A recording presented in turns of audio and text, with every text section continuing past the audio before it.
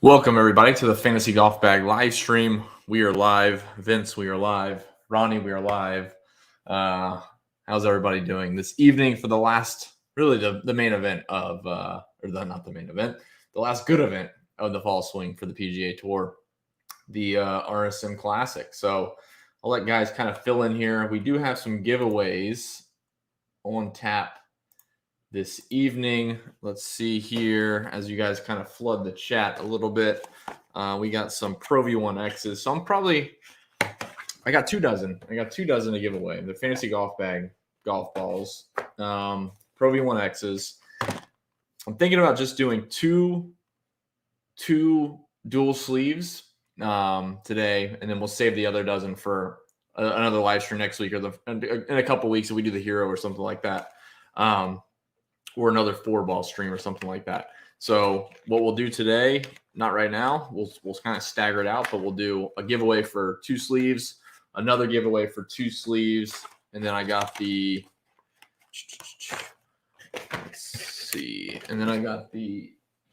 Scotty Cameron backpack we'll give away tonight too. So we'll test it out before we roll with it. We haven't done a giveaway since before FTN days, so this will be bringing back some memories here. But yeah, this will be a fun show. Overall, I like the field. It's really not. I honestly like building balance in this type of field. There's obviously values that you can target, and like we saw last year, the 2 guys that were the lowest scoring on day one were less than 1% owned between Camilo Villegas and I think Sabatini, if I'm not mistaken. So we'll look at the weather. I have the weather pulled up. Hopefully Crack Drafter is joining us in the chat. He always has some notes on the wind. If you guys don't already know, Crack is a pretty good showdown player. I don't know if it's his contrarianism or what, but he usually can peg the wind or weather splits pretty well. I think it's actually interesting this week, though, because I've seen people talk about the golf courses, and we talked about it a lot in the Fantasy Golf Bag 4-ball chat, is the Plantation course, even though it's a par 72. So I guess technically to par, the Plantation course is easier to par. But in terms of like scoring, Seaside was lower. I mean, it was 2 shots, one to 2 shots lower, depending on the wind. Even when the wind blew, Seaside was easier in terms of shots, in which, I mean, it's par 72 versus par 70. So obviously to par is different, but they're both like 7,020 yards, 7,060 yards. It's the same distance. So it's they're similar courses in terms of tee to green. Obviously the 2 par 5s, it does make it a little bit different from a scoring aspect, but I did see some people talk about Plantation. Honestly, from the beginning of the week, I thought Plantation was the easier course. And I don't know why I was thinking that. I must have been thinking of like Torrey Pines North Course or something. But when we looked at it and we pulled up some data, and I don't have Discord on this computer to pull it up, but it was 1 shot or 2 shots easier every single round we saw. So I will go ahead and pull up the weather first. Let's dive into that. Jedlo, thanks for joining. I told you it was free. There's nothing. There's literally one thing behind the paywall right now, and that's it. Everything else is free. We got rankings, ownership, projections, everything at Fantasy Golf Bag. So yeah, let's go ahead and dive in. I got the rankings pulled up. Like I said, you can go and find all the DFS projections, DFS ownership. I just loaded our 4-ball best ball rankings this afternoon. So you can go in there and you can see how I rank them actually in terms of projections for the next season, in terms of as opposed to just their money list. So you can see I got Rom Morikawa. Wolf is way up versus how he actually fared last season during that stint. You can see that right there. So yeah, you can come in here. I think DJ is going to have another good year, hopefully. So we'll see. The article's in there as well. And yeah. All right. I'll pull up the rankings. Let's hop to the weather. And then I do have the 4-ball up. The last guy is going to join at the end of the show, and then we'll get that running for everybody in the chat. So I'm looking forward to drafting everybody's seeing how everybody drafts a team for for next year's 2022 best ball. But yeah, so weather for Thursday is really mild, and then we see Friday as a bit of a different story. The wind has been changing all day, so I don't really want to get into the weeds of things in terms of like the weather direction. I'm sure there's a little bit of an angle, pardon the pun, if you look at where the weather's coming or where the wind is coming off of the course on the seaside and the plantation. Obviously, the plantation should be guarded a bit more, but like I said, the years when it was windy, seaside still had a lower scoring average. Obviously, not to par, but still a lower scoring average. So I don't think there's really a strong favor to me viewing plantation over seaside. If anything, I like seaside better. And then I guess if you were going to look at splits, though, if you really wanted to dive down that rabbit hole, it would be, I think in theory, would be playing plantation in good conditions in terms of relation to par. If they can shoot, 5, 6 under par, 4 under par, they're in a good spot going into Friday. Even if the wind blows, that should bring everybody back to par, even on the seaside course and plantation. But my idea there is if people can get off to a decent start in relation to par on Thursday on the plantation course, that sets them up really well for Friday and then into the weekend. So that would be my only take. Again, it's pretty windy, and from a lot of the tee shots that they have on the seaside, this wind would scare the crap out of me if I was playing. So I don't know how these guys do it. Again, you can go back through the scores and look at the data. The seaside has always played a shot easier, not relative to par, just a shot easier. I don't know how that's possible based on like some of the tee shots in the wind, but it's going to be 15 to 20 in the afternoon. It's going to be, 10 to 15 in the morning. And Thursday, like I said, is going to be realistically 0. Let's just say that's dead calm. If there's ever a calm day in golf, I think 2 to 3 miles per hour is as calm as it can get. Yeah, so let's see if Crack Drafter's in the chat. He posted the wind forecast. I don't have it up in that screen. Let me take a peek over here. Yeah, so yep, same thing Thursday.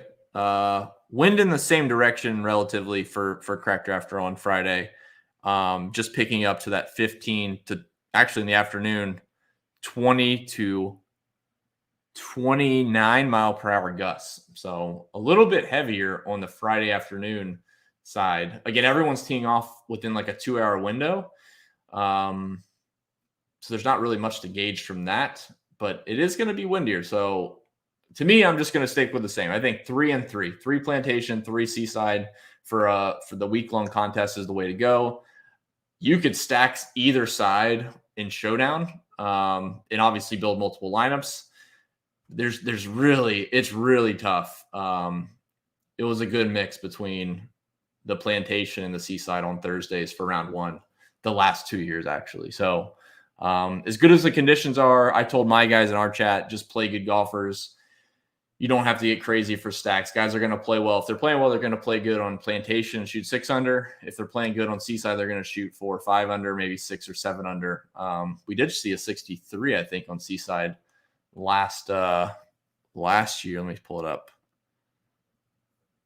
64, I'm sorry. So Camilo Villegas shot 64, 6 under. So yeah, nothing major from the weather. I think actually you could honestly overthink the weather on Friday. So don't do that. Play the best players you can find on Thursday. Doesn't matter the course. I would try to stay 3 and 3 at the most. But like I said, in Showdown, you can go a little bit crazier. We'll dive through the rankings. I was going to walk through building groups and roto grinders for the courses, but I really don't think that's that constructive for you. So like I said, we'll walk through the rankings. I have some cheaper guys that I do like this week. Cough, Von Taylor. Let me pull Vince off the screen. Crack Drafter says Burgoon Killa in English had low rounds on plantation. Yes, in round 2 for Burgoon, I think. Let's see. Yeah, so Burgoon had a 63 on Friday, and then English had a 62 on the last day on Seaside, 66 Plantation. So it can work out either way. It's actually a lot closer. I mean, honestly, if I had one takeaway from the two courses, I think guys are overthinking the two courses. Because theoretically, a par 72 should cater better to scoring to par for showdown scoring, because you got basically, if you shoot 66 versus 66 on Seaside, that's 2 extra birdies you made somewhere, or an eagle. But we saw the guys on Seaside score better, far and away better on average than the guys on Plantation. So it's a very weird setup. Friday will be interesting. We'll see how Friday plays out with the wind. I'm not sure we've seen that in the last couple of years, 25 to 30 miles per hour on Seaside. To me, logically, Seaside is going to be extremely difficult with that wind. But so far in the last couple of years, 15-ish miles per hour, we haven't seen Seaside play tougher. But we'll find out on Friday. Let's see. Jedlow, we'll talk about the draft at the end of the show. This show is powered by Forward Ball Fantasy. The guys have been waiting patiently all weekend to do this one, so I'm looking forward to finishing it off today. Ronnie's really been chirping up a storm trying to make sure this thing runs, so we'll make sure it goes for you, Ronnie. And I think we're caught up on messages. Thank you, Crack, for dropping in the weather. So, all right, guys, let's talk about some rankings that I am most looking forward to playing this week. It's interesting for the top price guys. We talked about the ownership. So this is the Fantasy Golf Bag ownership as of technically this morning, but some of it was driven off of the initial field from Monday, and then it was kind of smoothed out because this was over 30% for Scotty Scheffler, like 30.1. You can see FanDuel is even higher for Scotty Scheffler, 35. If we go to Rotor Grinders really quick, Scheffler's at 24. I'm not going to click to FanDuel because it takes a second to load, but I assume it's higher, closer to 30 on FanDuel. So for me, a lot of these guys over 10K, let's hop back to DK really quick. Sorry about that. These guys over 10K, and let me see if I can zoom in for you. There we go. I really don't have any interest to them. I know Axis was talking about Oosthuizen a little bit. Cameron Smith has been playing great golf. So honestly, if I was playing single entry, or if I had the money to pay for any of these guys, I wouldn't play Harris English. I wouldn't play Webb Simpson. He's actually been, even with like 2 good finishes in his last 5 starts, he's really only shown decent ball striking numbers. And I know his putting is kind of where he picks up a lot of shots, but I don't really want to do that this week. And then Scheffler at 10-9 and the ownership, I just don't see it. This golf course, I feel like you could throw a big number up somewhere and you look like an idiot, even as well as he's playing. Like I would fade him this week. If he was playing, if we had a tournament next week, I would fade him this week and prepare to play him next week. It's just, it doesn't make sense at 25. We'll say 25% ownership. We'll say this is a little bit heavy. Just no thank you to Scotty Scheffler. But Cameron Smith, I actually have a decent amount of interest to him. I did pull up the course comp tool, which I forgot to talk about. We'll bring that back here in just a second. So for Cameron Smith, if we look at his recent results, and I know this is going to be a little bit small. So the CJ Cup and the Houston Open last week, his approach numbers have been phenomenal. His putting is pretty good. So even without the putting, he's probably still in the top 20, probably still in the top 15. I think Cameron Smith would be the guy for me to pay up for. Obviously, the rankings say that anyways. But yeah, there's really, I could go through every single one of those guys over 10K. And to me, it's a little bit, it's kind of a double whammy as well, because it's not going to be a crazy low scoring event. So I like Cameron Smith's chances of get to 10 under and, having a chance for a top 5. But you can look through really all of last year, but mainly the last part of the summer. So from the Olympics, we'll say the Olympics.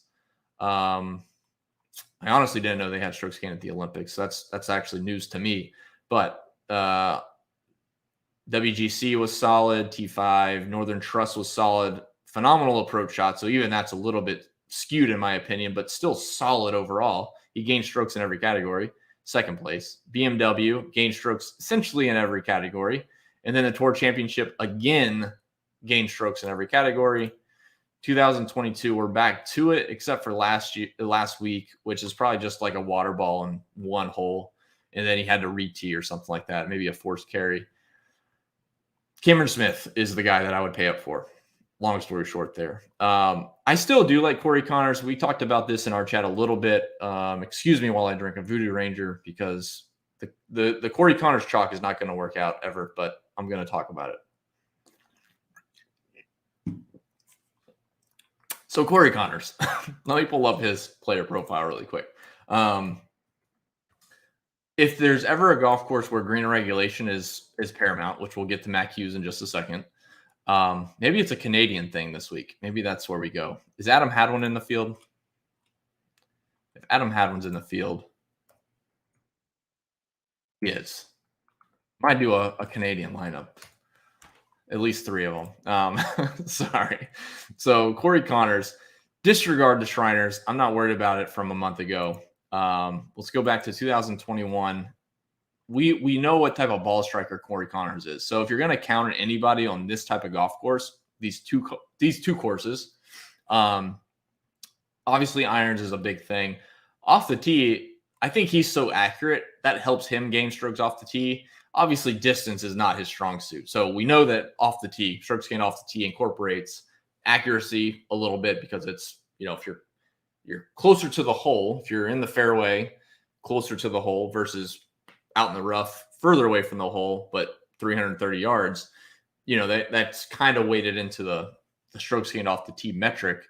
So we know he's not the longest, but he's very accurate, and we know his irons are good. So that's kind of what I'm relying on when I talk about Cory Connors. Again, we talked about the ownership. It's not a very fun chalk play ever, especially at 10K. I mean, at 8,300 or 7,800 in a stronger field, it's a little bit more palatable. But I do think there's like a good gap between Cameron Smith and Cory Connors. But in this next range, there's really no one that I would rely on. If I had the money, just say I had $9,900, I wouldn't leave $600 in salary to go play Taylor Gooch. In GPPs and stuff, sure, they're all in the player pool. Russell Henley's in the player pool. Noren is okay. Gooch is fine. He's playing really well. Even off of last week, I'm not worried about one bad round. But that's kind of where I'm at. I see there's a couple comments. Let me make sure I didn't miss something. Yeah, Webb is uber expensive. Sorry, Crack Drafter, I missed your comment.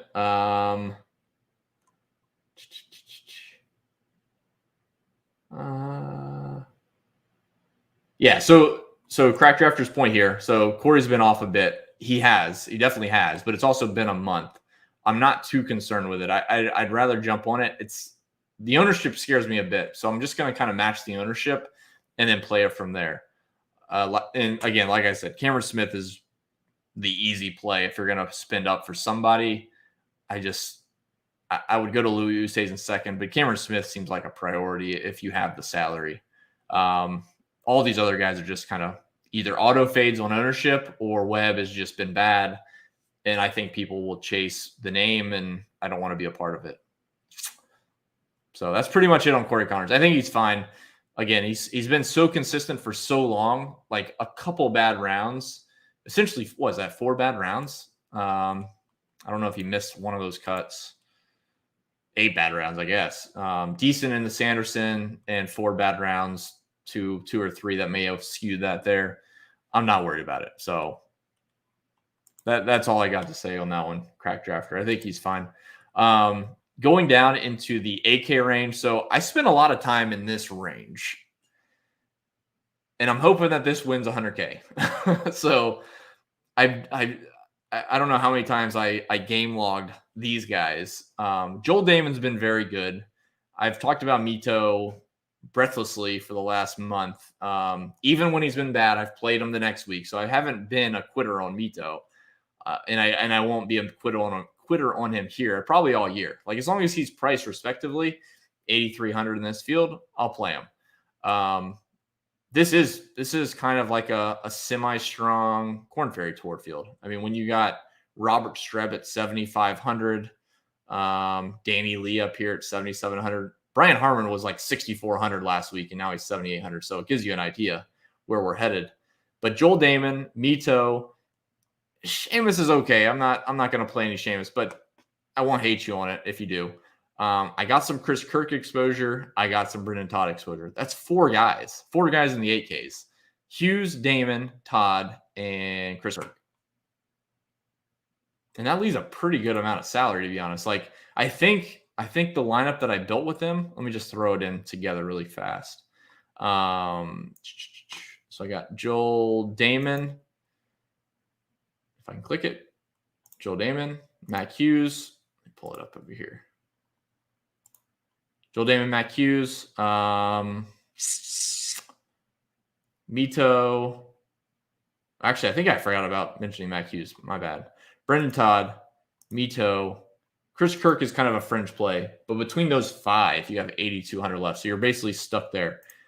You take him out, you got 8,100. You can go up to, let's say, Kevin Kisner. I did play a lineup with Kevin Kisner for the Georgia narrative. We haven't seen him play in like a month.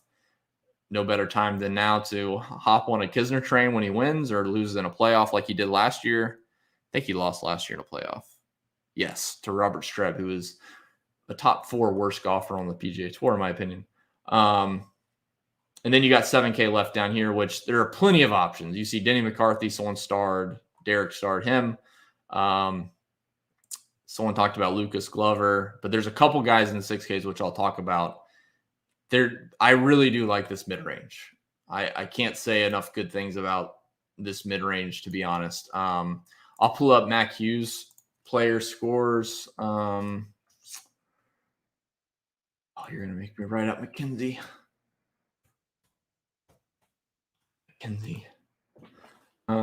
Whaley, we'll talk about Whaley. I really don't like Glover this week. I know you do, Jay Brandt, but I don't like him this week. And it might be just more of a personal thing. So Mac Hughes. So really flat on approach, pretty flat off the tee. He'll pop for, a tournament here and there on approach and around the green. We go back to 2021. The main number that I'm looking at, though, when it comes down to it, is strokes gained total. So some of these guys in this type of field, we're not going to see Cory Connors approach numbers. We're not going to see Louis Oosthuizen off the tee numbers. So I want to see at least strokes gained total. The easiest way to do that is look at finishes. So we know at Pebble and then the U.S. Open, so small greens, firm greens, he does well. I kind of envision the green regulation number here being important. So T15 at the U.S. Open last year. We see a T14 at the Rocket Mortgage, lower scoring. The Open Championship, a tough course in the wind, T6. Wyndham Championship, a long, demanding course, T to green, T37. The Northern Trust, kind of a mix, T27, and then a T52. So, again, you're made cuts is one thing. So made cuts is fine, but you want to look for some ceiling. So seeing like a top 10 here and there is fine. That's kind of what I want, though.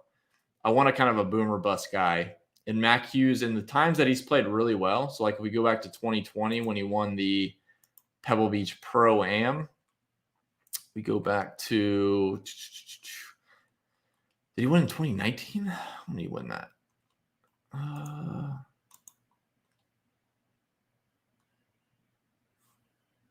Which year did he win Pebble?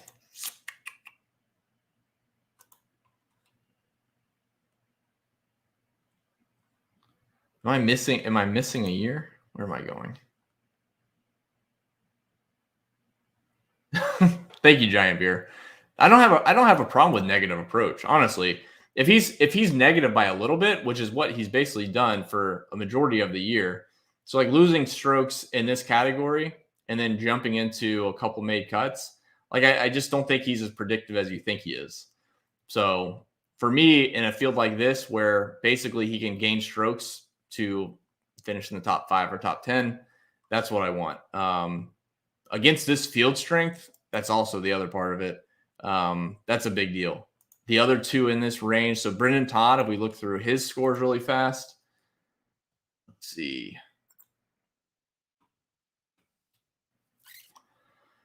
So miscut of the Sanderson, not too worried about that. I mean, guys, Brendan Todd is very hit or miss anyways.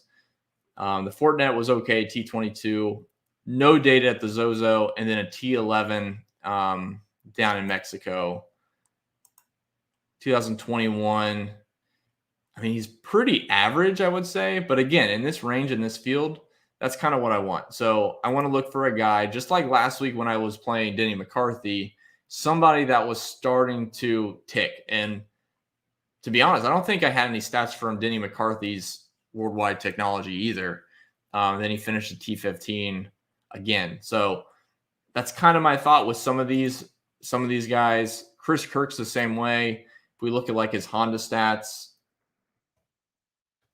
I think he's a Sea Island guy as well. But the approach numbers for him are usually really good. So you can see gain strokes, Sanderson, CJ, assumingly gain strokes a little bit in these two events here. And then if we go back to the 2021 season, you can see pretty much checks all the boxes in approach for every tournament. It's just off the tee you're putting. So like this event here, he missed the cut. He lost a stroke putting. He lost 1.5 strokes off the tee and missed the cut at the Travelers where you got to go low. This stretch here, kind of in the early spring, we should say, very good off the tee, very good approach. And he had 3 or 4 top 10s, I think. 3 top 10s and a T16 in that stretch. So that's what I'm looking for. RSM last year, he lost strokes on approach and he ended up finishing T18th. Again, I'm not gonna overweight approach numbers in a field like this. There's just, you would end up on 5 guys that everybody else is on as well. I won't end up on Kuchar. I won't end up on Charles Howell III. And then Mito was the last guy I mentioned in that range.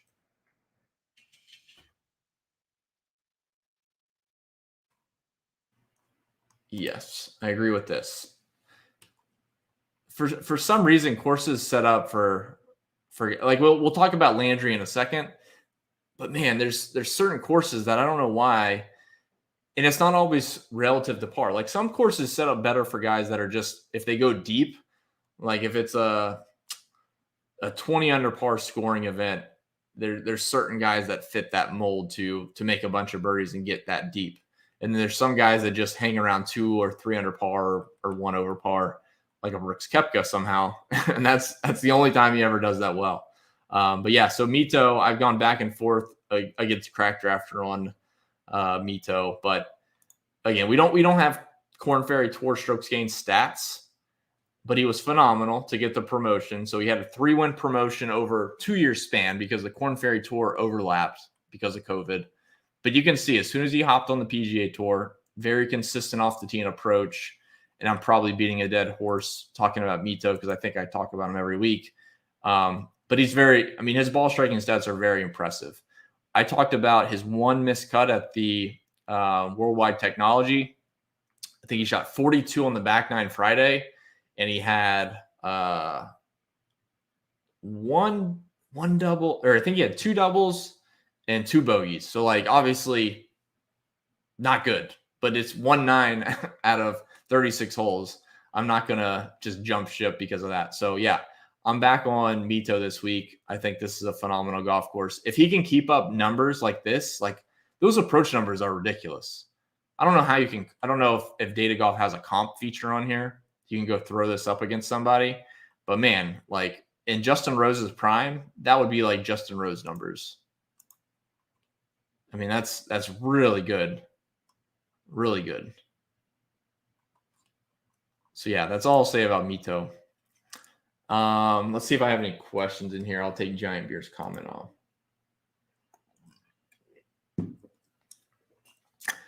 I don't have any Streelman interest, but let's take a look at him. He obviously doesn't grade out well for me, but we can look at why. So made cuts, not good finishes. Off the tee is honestly not a big concern this week. I think off the tee is always a good stat, but I think this golf course accuracy is a little bit more important, excuse me, than off the tee in total. Off the tee as a total. 2021, he's just been average. Let's see. In T54 last year. So I don't really have any interest in Streelman. I'm not sure I can really peg a course for him, but I play him a lot on the West Coast for whatever reason. I don't know if it's a POA thing or he just picks up steam on that part of the year, but I'm usually playing him kind of on that West Coast side. So yeah, I mean, Pebble Beach Pro Am played well. Phoenix Open, I guess you can say West Coast. I'm in Florida, so that's West Coast to me. Farmers Insurance for that big of a golf course is pretty good. So I don't know. I don't have a lot of interest. I don't have any interest in Streelman. Is probably the best way to put it. Luke List, I haven't heard a ton of chatter on him. I don't have any interest in him. I do want to go back up to Patrick Rogers, though, because you can see Patrick Rogers' rating this week, and I brought it up a little bit in our Discord chat, is a 90th percentile. So, again, the ranking incorporates a lot of – it incorporates the different strokes gained metrics. It definitely incorporates putting in total. So it doesn't just look at ball striking, because I think that's a really easy way for you to miss guys that are kind of trending in the right direction, especially if they were losing strokes in ball striking for, 2 or 3 or 4 tournaments and then flip the switch or started to pick it up in another category and their ball striking caught up. So we can look at Patrick Rogers, because I do think Patrick Rogers is a fine play this week. So we look up the finishes he had at the end of the last year. So again, he's not going to do anything flashy on the ball striking route. It's more of a putting and around the green deal. To be fair, his irons aren't awful. Like, he has really bad spurts. I would throw this out. Obviously, I wouldn't be playing him when he finishes T76 or T41.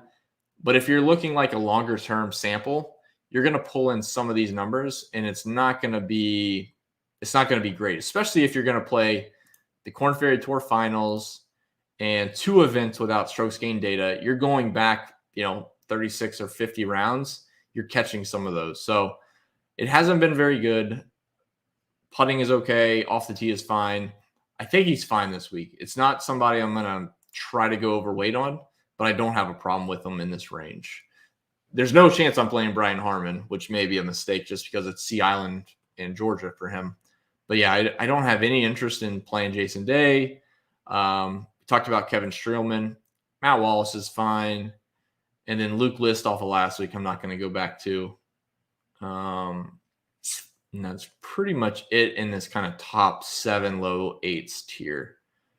But yeah, the biggest ones for me is that Brendan Todd, I think, is really sneaky this week. I'll be playing him in Showdown and week long.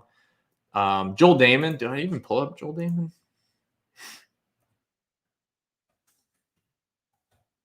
Damon's a little bit of scoreboard watching as well.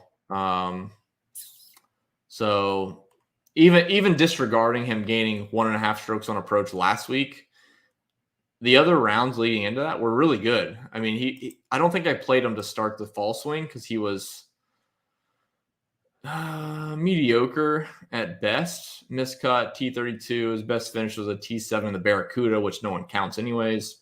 Miscut, T31. And then so far this fall, he's been really good. So I do like Joel Damon a good bit this week.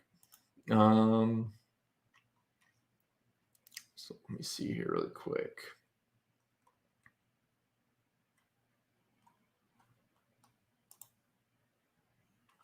I'm just curious. I'm going to get in trouble for clicking optimize. We'll throw in Kramer Hickok.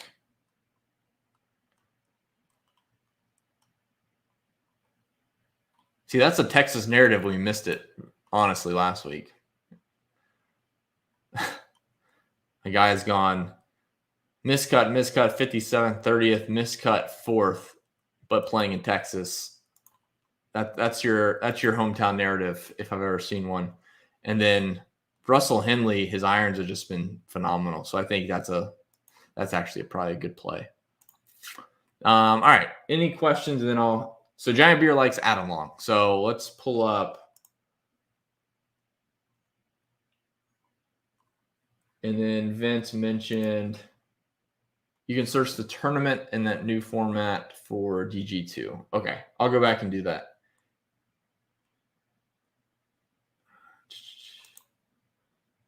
I like this comment.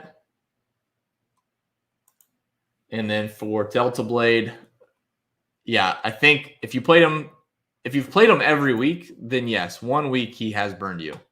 And I would encourage you not to give up on Mito. I have him actually pretty high up in my rankings. Relatively, I should say.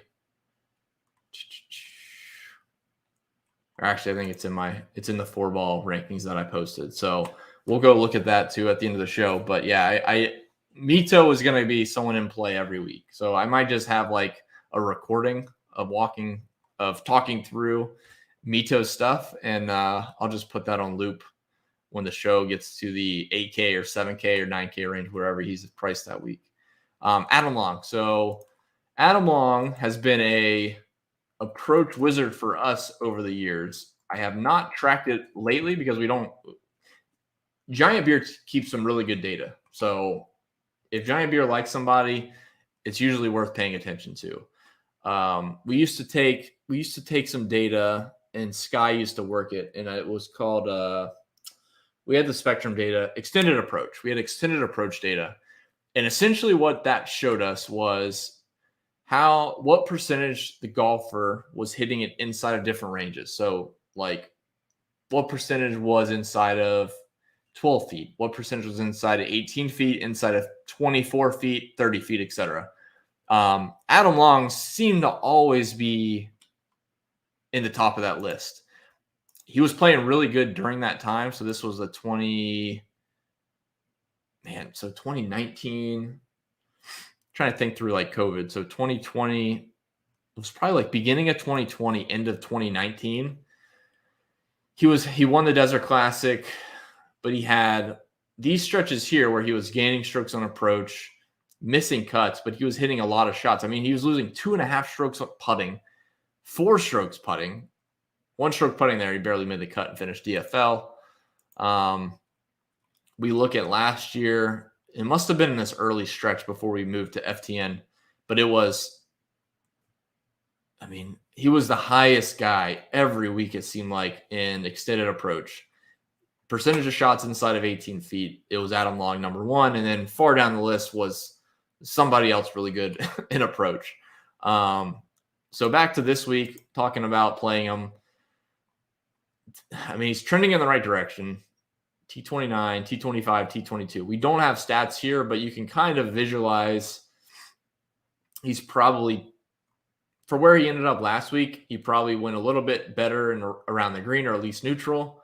Probably continue to gain strokes putting, and then approach numbers and off the tee was probably flat or close to where they were last week.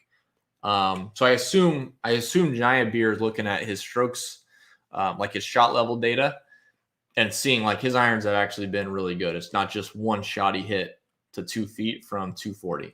So that's an interesting play. I actually like that quite a bit. Mainly because Giant Beer's sharp and probably somebody I want to tail anyways. Yeah, I think that's it in this range. No Robert Streb. I don't think I've ever played Robert Streb, and he could win probably for the next 52 weeks, and I probably wouldn't be playing him still. Him and Chesson Hadley. Those are the two.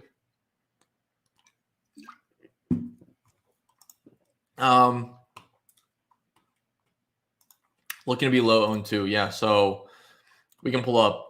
RG has theirs up 7% here. RG 5%. So yeah, I mean, interesting. They have them both tagged. They have I mean, it's kind of one of those plays. I mean, you kind of know what you're getting when you get down in this range, anyways. You're never going to land on someone that just looks like a great play. Like even Cameron Smith is a great play any week that you play him, but he's never a sure thing, and you still kind of have like anxiety over playing somebody. Adam Long isn't going to be an exception from the rule there. But you look at what he can do when he plays really well, and you can see, I mean, his approach numbers just last year, I didn't realize they were so good. Not last year, 2020. I didn't realize how consistently good they were. I mean, a lot of top 25s. We just need him to gain strokes putting. That's ironic. That's like the opposite of what he does. But like gain strokes and gain a little bit putting, second place, gain strokes, a little bit T51, T31, etc. If he can just do a little bit more than that and finish in the top 10, that's perfect. Let's see. We can jump back into 7K if we want to. I want to talk about the cheap guys for a second before I do forget, and for the people that are here in chat. Day never been so cheap. Day's an anomaly, to be honest. I'm not going to pull him up right now. If we have time at the end, I will. But Jason Day, man, just like I'm going to pull him up. Now you got me intrigued. So like just like 2 years ago, if Jason Day was priced where he is 2 years ago, I mean, he would be like 40 or 50%. So here's 2020. I mean, that's really a year and a half ago. I mean, I guess a year ago, 2020 season. So a year ago, year and a half ago. I mean, if he was $7,700, he's also a terrible play in 4-ball because he plays like 16 events or 13 events. But I mean, Jason Day at 7,700, I think that's what he's priced at, right? Jason Day, 7,600, sorry. It's amazing. It's amazing how bad he's gotten.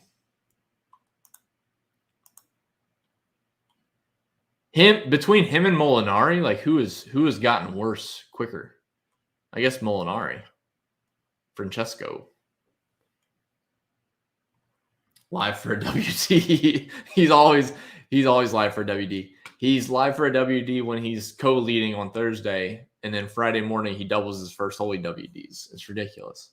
All right, so we'll talk about Alex Smalley. I think he's fine this week, 7,100. The cheap guys that I do like, I just kind of scrolled past Chad Ramey, but the sneaky ones that don't just pop up, like Nick Hardy, all the guys that are really high ranked here, for the most part, I'm going to play. Chad Ramey.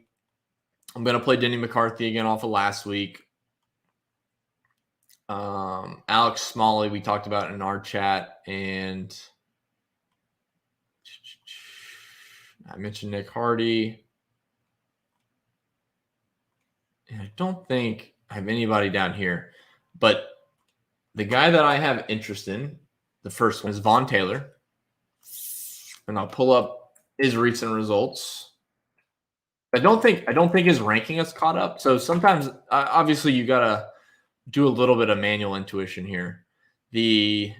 So Vaughn Taylor, if you were just scrolling through this, he wouldn't pop up for anybody. 64th percentile, 1% owned. Not good. Let's go take a look. So this year so far for Vaughn Taylor, gained a little bit of strokes on approach at the Fortinet. Butterfield was, 3 weeks ago now, 2 weeks ago, and he missed the cut. We have no data to see. I assume losing 3.7 strokes to the field, you blew up on at least a couple holes. Going back to the end of last year, this is what I'm kind of looking at. So if you're looking at really cheap guys, and you can kind of see like in the RSM, so a T30, I think the year before he finished in the top 10. He's kind of got that Chris Kirk. Yeah, so he finished 10th here in 2019. Sorry if I'm scrolling too fast. I'm trying to get back to these two. And then T8 in 2017. So like he's played this event really well over the years, even with as up and down as he is. I mean, this is like an average PGA Tour player. You're going to miss a bunch of cuts. you're going to have one win or a couple top fives to make up for it, and that's it. He's just this is a typical PGA Tour player.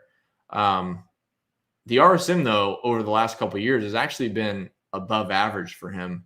And I think a lot of it's because of the approach numbers. Like, he's very accurate off the tee. You can see his accuracy number through Data Golf is always high.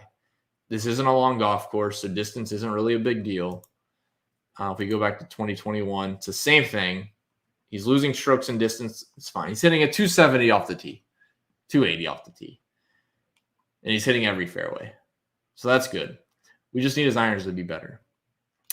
Come to the end of the last year, gain about a stroke, 2 strokes, half a stroke, 1 stroke on approach in those 5 events of his last 6.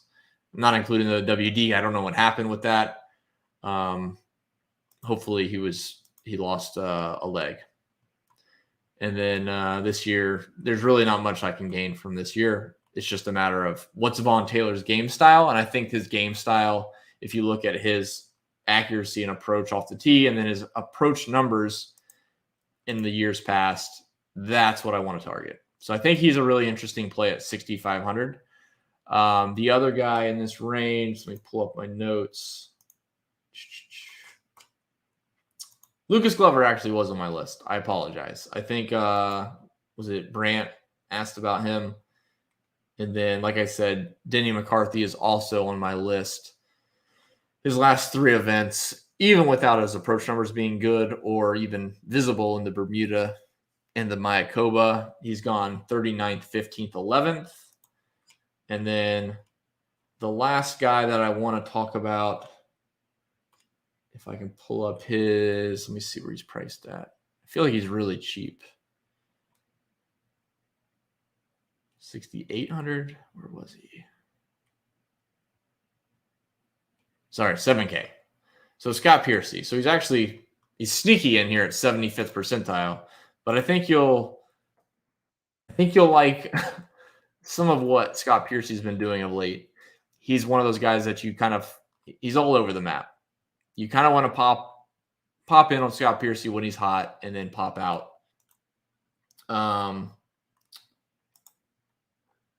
This is true. There's a lot of guys that are. Here we go. Is Ronnie Lee in the chat? Is this the 2 guys? Did I steal your thunder? So again, the Fortinet, these first couple events of the fall, it was a month ago. Like, the guys can be very consistent throughout the year, but a month ago isn't necessarily going to translate into however they're playing right now. Neither. That's too bad, Ronnie. Scott Piercy is probably going to win this week. Scott Piercy was very interesting last week. So I'm going to disregard the accuracy for just last week. He's very dependent on the golf style, or the golf course style, I should say. Like, you can see some of these, like Wyndham is a very long golf course, and he's hitting a lot of drivers, not hitting it very straight. That's kind of normal. As we go down into some of these other golf courses, ironically, the Wells Fargo is pretty long, so he hit it long and straight, and he finished T11. So that's good. You can see his driving kind of correlates there. Let's see. Mayakoba is a very short, accurate golf course, moderately short and accurate. You can see his driving distance drop, his accuracy picked up. But I think that's what you'll see this week. So, like, for the RSM, he finished T18th last year, 2020. Approach numbers are okay. Around the green was good. But I really like seeing last week's result, gaining that many strokes on approach.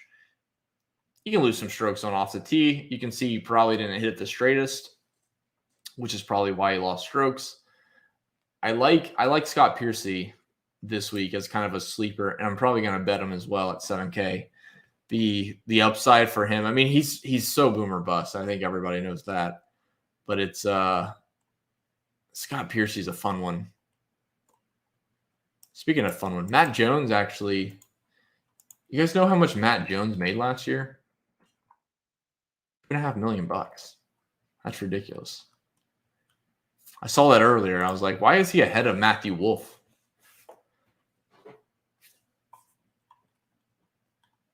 A lot of, okay, so yeah. Let me click it. There we go. There are a lot of long red bars, but he's also 7K. I mean, I'm the ups and downs. So if you were going to be very precise with however you're going to handicap your player pool, I'm not sure you would ever, if you weren't catching a falling knife otherwise, I don't think you could ever play Scott Piercy. Like the rolling average, I don't know. I'm pretty sure they have a rolling average. Yeah. So I'm not sure what rolling average you could use. But you can see here, he's basically average, missing a bunch of cuts and finishing last, and then a T11th. Okay. And then miscut, DQ, T19 in the middle of nowhere. Miscut, T69, DFL, third. Like, Barracuda's a weak field, so that's probably part of it. But he's just that kind of guy. He's like a Pat Perez. Miscut, and then he throws in a T6 here in the waste management, like out of nowhere.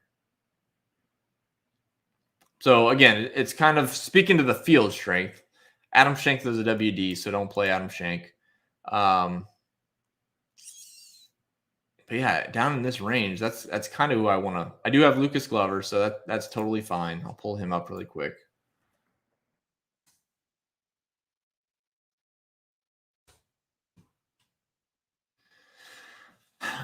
I'm gonna play him. I just hate chasing ball striking numbers without anything else following suit. Like I think over the years, the idea that putting can all of a sudden catch up is a little bit of a misnomer.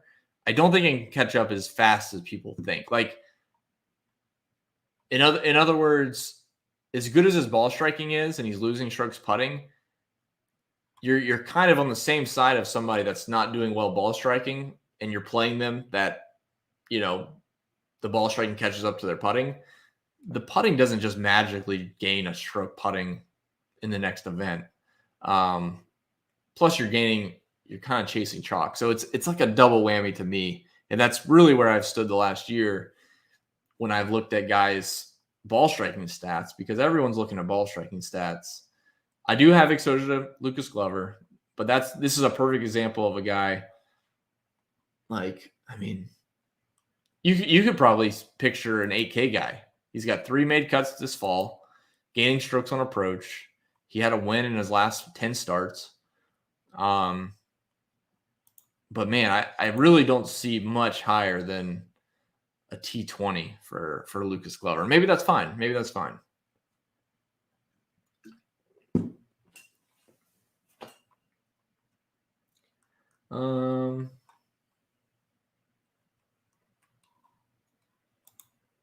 False, Vince.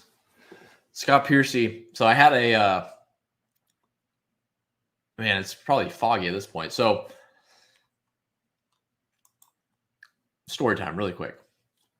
So I caddied for a guy in the Valspar Pro-Am. This was I was in college. So this was back in like 2010, 2011, 2012, somewhere in there.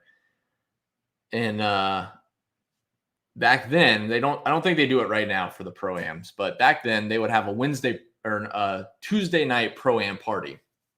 So basically they would get like 3 PGA Tour players to show up. This year or that year, it was, I want to say it was Scott Piercy. I think John Daly showed up because it was in Tampa Bay and Hooters like HQ was in Tampa Bay. John Daly, Scott Piercy, I think like Trevor Immelman, and then one other guy, just a no name, like Boo Weekley or somebody.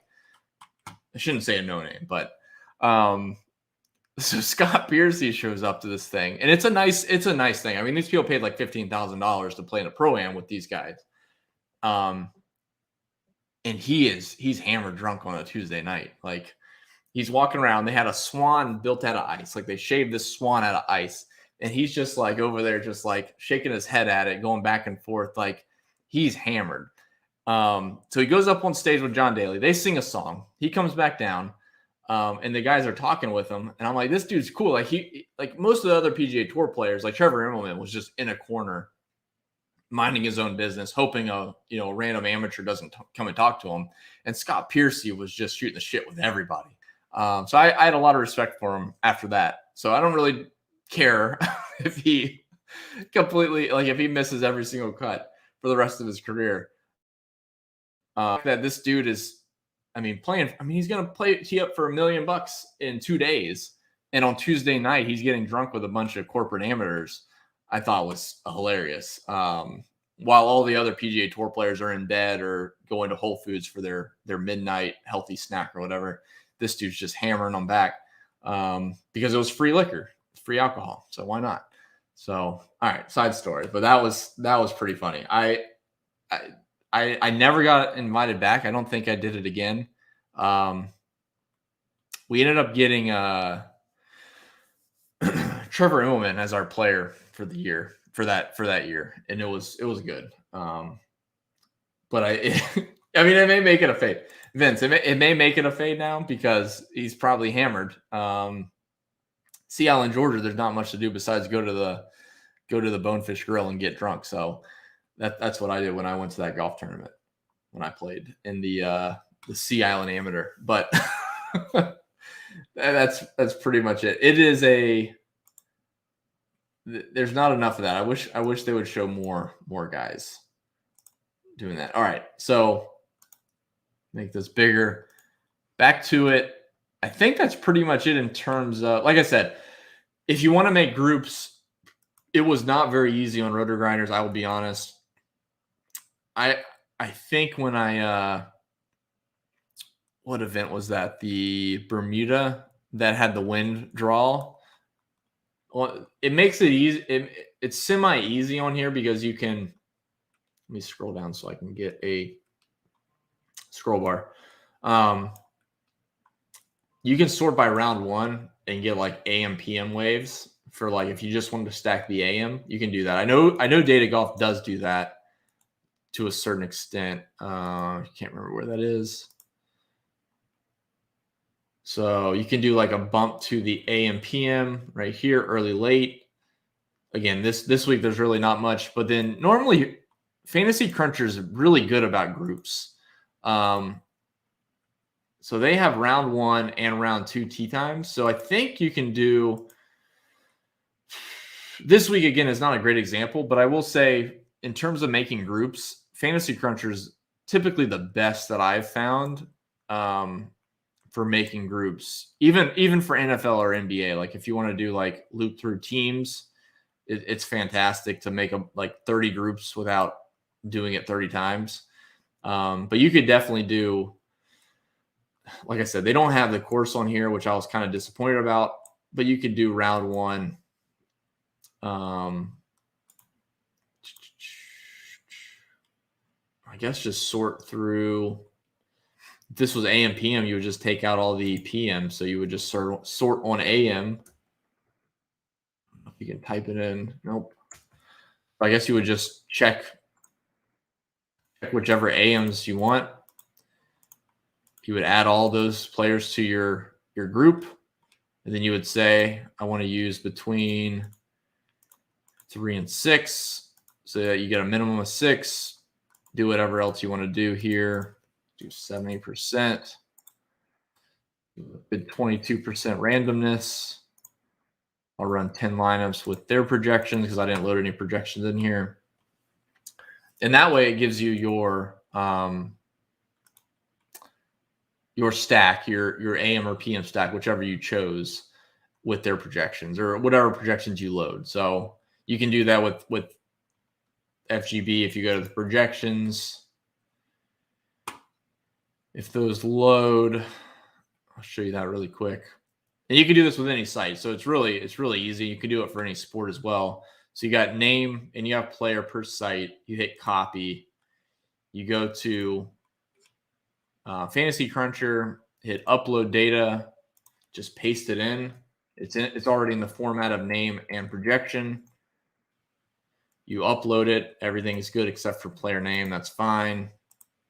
Then I just change this to my projections and run 10 lineups. So now I have my 10 lineups off of my projections. So Webb Simpson has a good projection just because he's Webb Simpson, but you can see Usti, Smalley's in there. Let's see, Smalley, Grillo. We didn't talk about Landry tonight. Forgot about that, but Landry's in play. Cameron Smith is up there. So you can go through all that.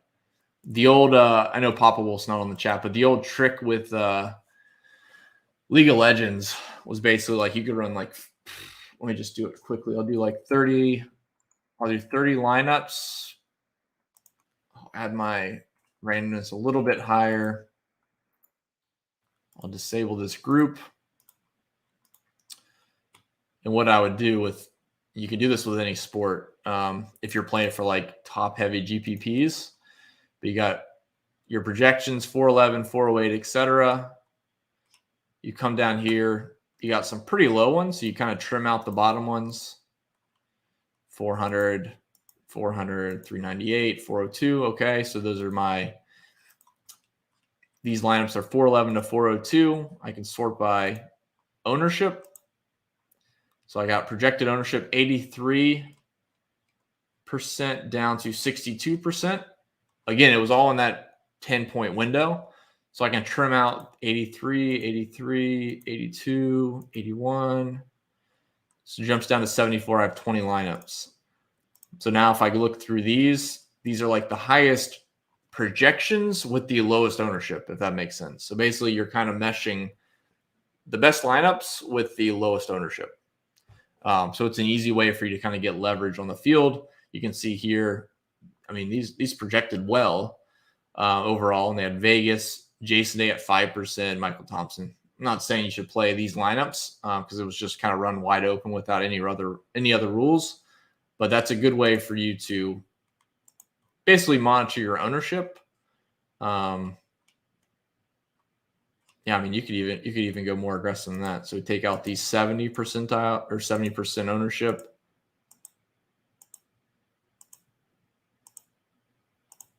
And now we're at 69 for everybody. 69. And then 408.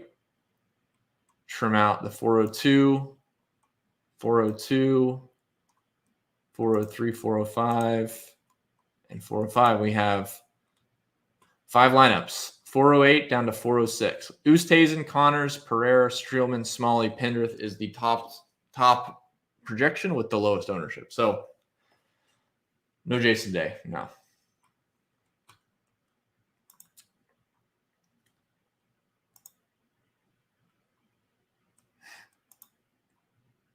What do you mean by this, Giant Beer? So you load in a field. So you load in your player pool, basically.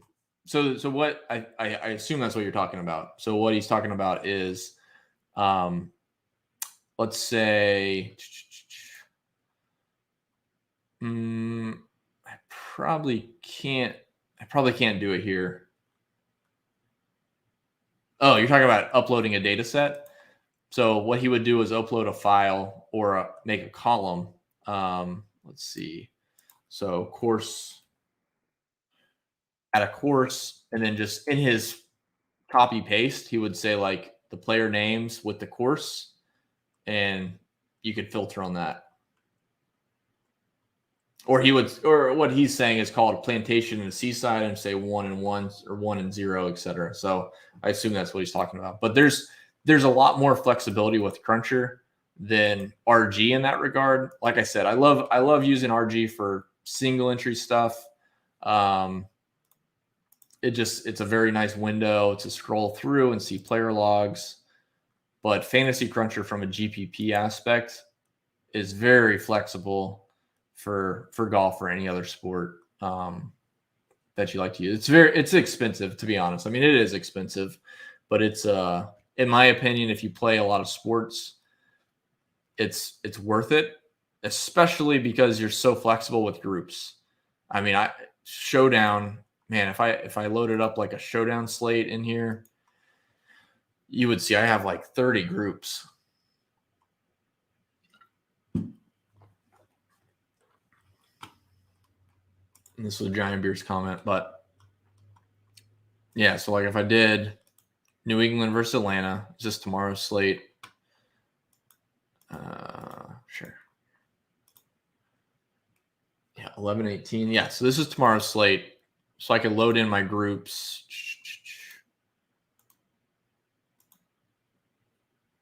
Let's do. So this was DraftKings groups. You can see how many I got. So I said 20. That was hyperbole, but there's a lot of groups.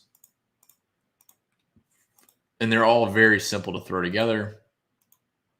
Like Patrick Mahomes, captain with at least one receiver, 1 to 3 receivers. You could do MVP receiver with a captain QB. So like if you had a wide receiver captain, most likely the QB did pretty well. So stuff like that is very helpful, and it's way easier.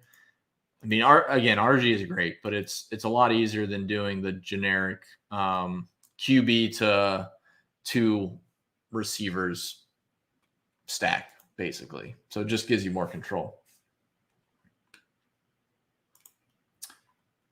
They do. Yeah. I mean, it's a very, you can still do the stacks if you want, but honestly, and maybe, I don't know if I'm in the minority or if I'm just part of, the guys that just aren't using stacks anymore, but stacks, I think the old stacks are the new groups, basically. You're basically setting up rules that say the receivers that you want to use, or if they're used, you're pairing them with a QB or vice versa, a QB with a receiver. So, for example, like if Patrick, unless it's like a rushing QB like Lamar Jackson, but like if Patrick Mahomes is the optimal captain, he's going to throw some touchdowns. So most likely, at least 1 to 3 of these wide receivers or tight ends, including Kelsey because he's so good, are going to be included in that optimal lineup, because if he throws 3 touchdowns, it could be 1, 2, 3. It could be 3 all to Tyreek Hill, but you want to have exposure to at least 1 receiver. So that's kind of where it goes. I throw in some other ones just to be safe. Like that one's not populated, but if I use a kicker, I probably don't want too much of their offensive, too many offensive players. So I kind of limit that. So just a sneak peek of some of the Showdown groups. Yeah, so I use them. It's just cheaper because I don't play NHL, but NFL, NBA. I did play college football early in the year, then I got busy. I like college basketball, but I don't play, and I play golf and MMA and esports. So I play a lot of the sports. As far as college football goes, you're going to have the same flexibility with the groups. I know this transition from a golf live stream to an optimizer live stream, but it's very flexible. I know it's very overwhelming if you're new to optimizers, I guess. So I know I'm not speaking to everybody in this audience, but just in general, there's a lot going on here that you kind of got to get acquainted with in regards to randomness, your flex positions, your players, max. But like I said, I don't think team stacks is necessarily what's used as much anymore. It's using groups. We'll just say you're going to loop through the teams. And for every QB, you're going to include a running back and a wide receiver. Normally it's a wide receiver from the same team. So if any QB is used, you're going to use at least 1 player from here. Just say QB stack. And then just like that, I auto create these groups. I have all my groups from every team. So you can see that. Oops. So it's really pretty good. Sorry, I went on a tangent.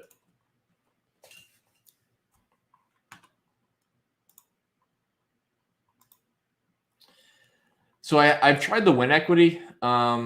It's good seeing it, but it hasn't worked for me. It's not a bad metric to use. I'll go back to golf for speaking, but what Giant Bear's saying in this comment is because you can upload any data point that you want, and you can actually use it. So to be honest, I've done this in the past as well, because projections I've talked about, I don't love PGA projections because I think they're just so hit or miss, because if you missed a cut, you scored 20 points, but you were projected for 60 points. Just because you missed you were projected probably to get to 60 points, but the missed cut really skews things. When he's talking about the data, you can pretty much load in, like we talked about the course I just made. I can make a course note and say, I think that's what Giant Beer's talking about, if he sets it to a 1 for Seaside, he can say, I want Seaside course and allow a minimum of 3. So then every time he runs this, it's going to force in 3 Seaside guys. So it's a little bit of manual work, but it's extremely flexible and allows you basically to do whatever you want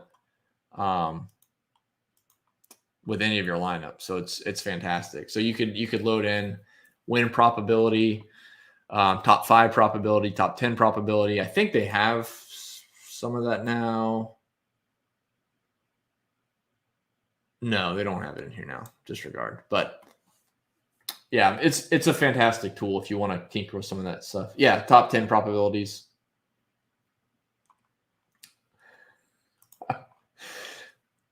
Squid Game is a top game, or a top game, a top show. All righty.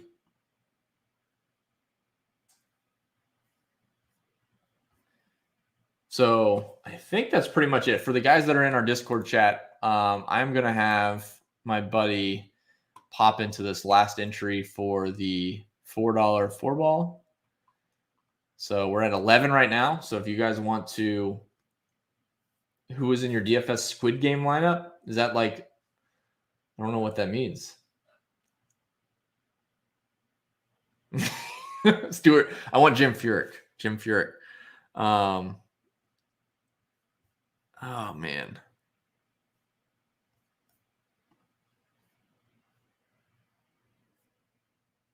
All right. I think it just.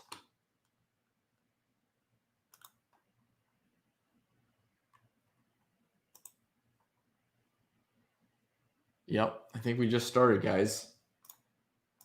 So again, let me pull off that comment.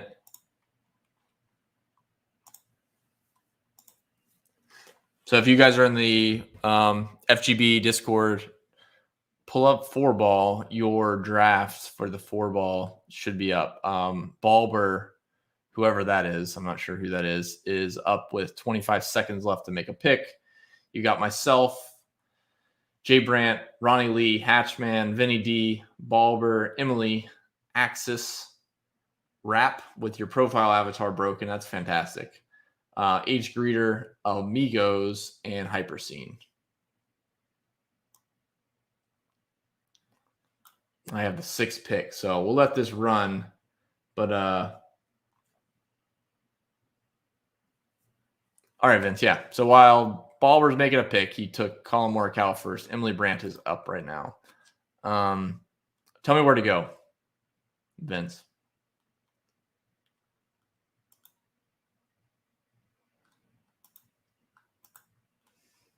I'm just clicking around.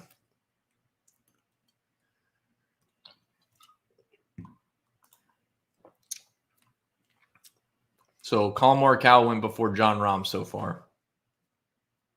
Back to this true strokes gained data page. I got you.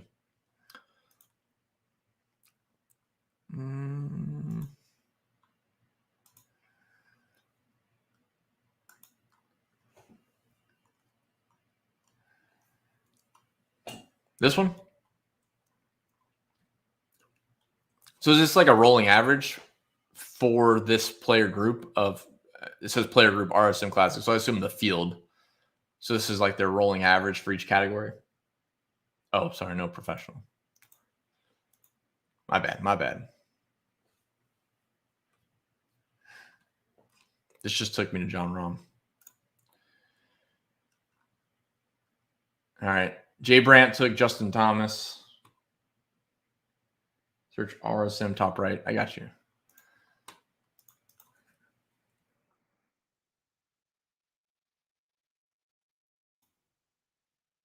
My bad. Perfect. Course yard 6,800. That's not right. This is nice. I like this. Yeah. Multi-course event. Yep. Yeah, this is good. I'll give a hat tip to Axis. Even we worked on that for Pebble Beach because like these numbers are skewed towards the average for the field, and like some guys just don't fit the average. Like DJ at Pebble doesn't fit the distance like off the tee and stuff like that. So scroll down. So this section here from last year you're talking about?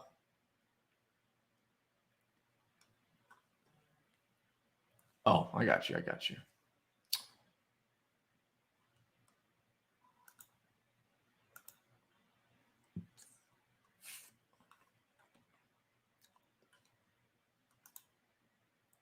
I'm not a member, so that's why I can't do it. JB.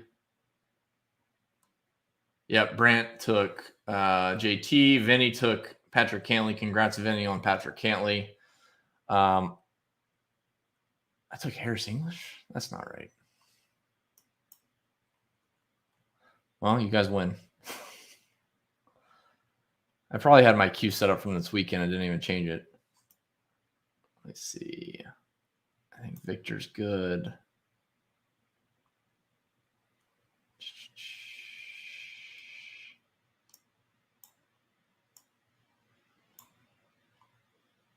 Well, I probably should have paid attention to that before the draft started. That's my bad. I auto-drafted too and didn't even realize it. I'm actually turning that off. Axis is in here. Axis took Cameron Smith.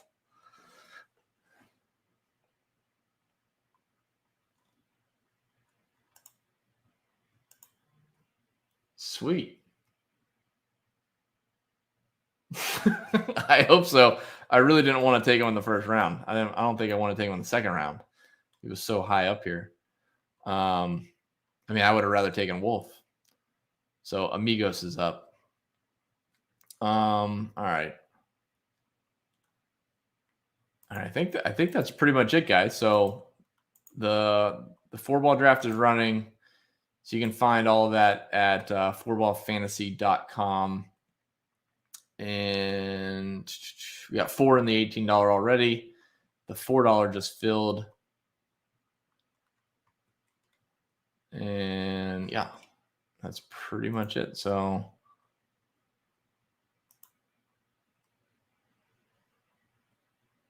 I'm 6 picks away. Amigos is back-to-back. Tony Finau.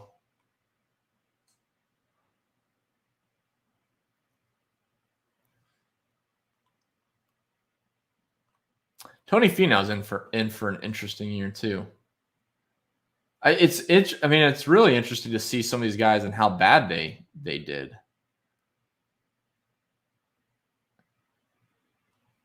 I mean, Matthew Wolff is this far down the list. I mean, there's no way you would take him that late. You would take him in the top. I mean, I assume you would take him in the top 12. At least so far this fall, it looks like he's back to his deal. I guarantee you Rap has Tiger Woods avatar, which is banned on our website.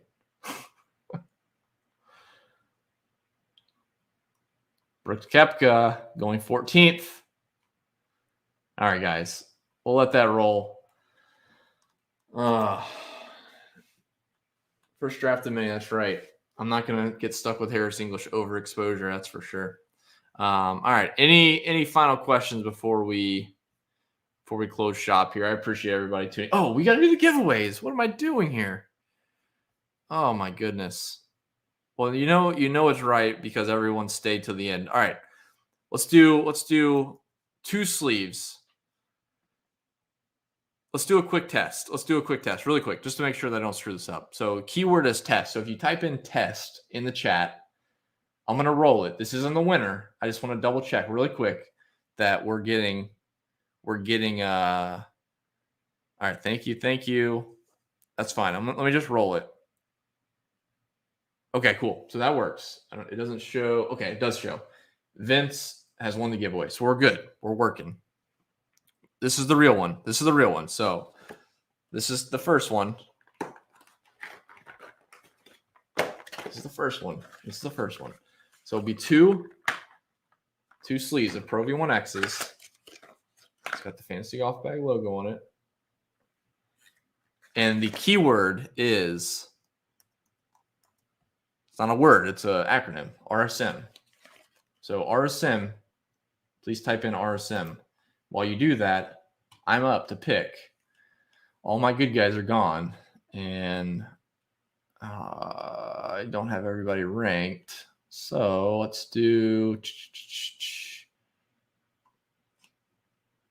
McElroy. Oh, I got him. Good. About to say, this thing messed up. All right, RSM is in. I'm rolling it. Stricker's Ace has won the giveaway. Stricker's Ace, if you will DM me on Twitter or send me a message on Twitch. It looks like you're on Twitch. Yes, you can message me on Twitch. Either way, send me a message. I will get your address, and you'll be getting 2 sleeves of these. Instead of doing 2 sleeves and another 2 sleeves, let's just go ahead and do the backpack. Let's just get this thing going. So it's good camera work, right? All right. Stricker's Ace, congrats. The keyword here is going to be, let's see.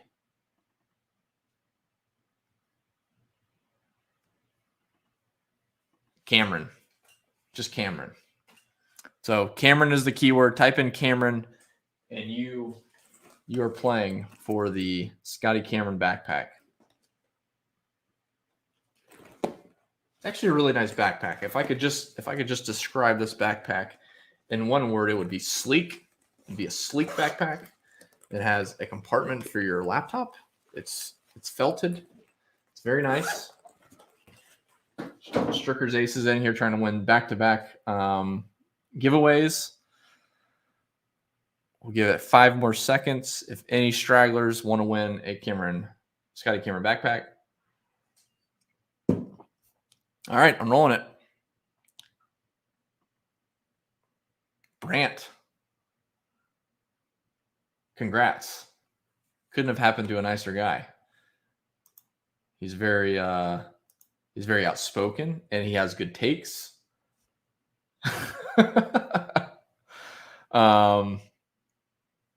Cory Connors went 27th. I mean, it's pretty deep if you think about it.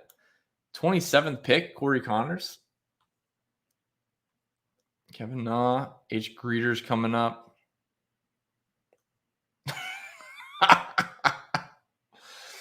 This is actually a buddy of mine, so I can laugh. Stuart Sink, good job. And now I'm up. Perfect. Let's see. No one's taken Matthew Wolff yet? There we go. Matthew Wolff is in. 30th pick. That's going to move up the board, I have to imagine. I just think, again, like I said, I threw him in our best ball rankings in the top 10. I just feel like he's going to play so many events. I think 9th, so barely in the top 10. He played 15 events between the Sony and the BMW last year, but he withdrew 2 of those. Those don't count. So I don't know. I like Matthew Wolff a good bit this week. Brant, congratulations. Stricker's Face, I think that was your name. Apologies if I'm mispronouncing it. Stricker's Ace, maybe. No. He doesn't need any more time off. He's good to go. He said he was mentally prepared.